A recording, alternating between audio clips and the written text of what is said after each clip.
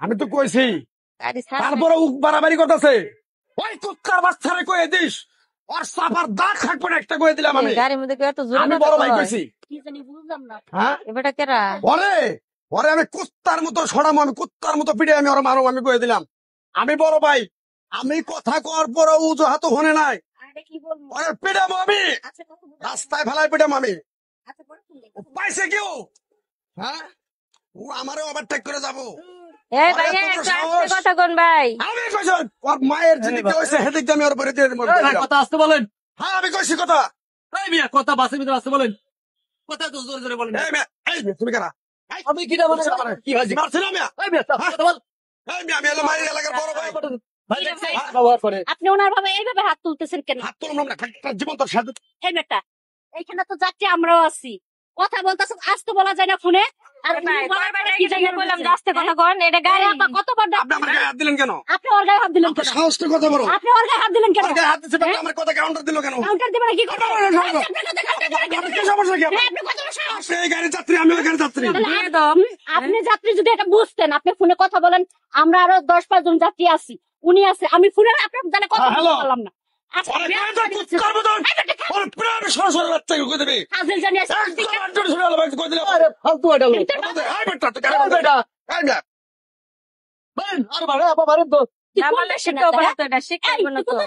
হ্যাঁ, উচিত শিক্ষা দেবা। কাজটা কিন্তু খুব খারাপ হইতেছে, কিন্তু কই দিলাম। এই কতবার কইছি যে আস্তে কথা বল, এটা গাড়ি। কতদিন গাড়ি? কোন সেটা তুই? হ্যাঁ, তোরে কতবার বলছি, কতবার বলছি, এখানে আমরা কতগুলো মানুষ আছি, তোর ফোনের জ্বালা আমি ফোনে কথা বলতে পারলাম না। এই লোকটা ভদ্রভাবে বলছে যে ভাই আস্তে কথা বলে। এখানে কি চিল্লানোর জায়গা? এটা তোর বাসা বাড়ি? আরে এটা তো গাড়ি, হ্যাঁ গাড়ি না, এখানে আপনারও যাত্রী আমিও যাত্রী। হ্যাঁ। সবাই অন্য মানুষের সমস্যা না, আপনাদের সমস্যা কেন? কার সমস্যা হয়েছে না? কার সমস্যা হয়েছে না? আর বেটা তোর আমি তোর ছবিটা আমি আমি আমি আমি আমি আরে যা যা তুই যা পারিস তাই কর। তোর আমি দেখে বেটা যা যা যা। কোন আবার সমস্যা যাবো কি করতে কা? বেয়াদব যাত্রী যাবে। আবার আপনার ভালো করে কইতেছে আবার কথা এমন নামে কথা কও। তোর মতো নেতা খেতে রাস্তায় কত পয়সা এই, থাকে। এইভাবে কেউ বেয়াদবের মতো গাড়িতে চিল্লা চিল্লা কথা কয় কোন জায়গা শুনছেন? হ্যাঁ, আপনারা আমার ছিলেন, আপনারা যে আমার গায়ে হাত দিলেন, আমার বড় ভাইয়ের 150 গাড়ি আছে, এটার সভাপতি হলো আমার বড় ভাই, আর আপনি আমার গায়ে হাত দিচ্ছেন। আপনি বড় ভাই কোন রুটে চলেন আমার দেখার আছে। তোর ভাই কোন রোডের সভাপতি, কোন গাড়ির সভাপতি, ওইটা দেখার সময় নেই। হ্যাঁ তুই যে বেয়াদবি করছিস, তুই যে অন্যায়টা করতেছস, তোরা যদি এখন মালিক সমিতিতে নিয়ে যাই, তোর ভাই তোরে থাপড়ায় দিবে।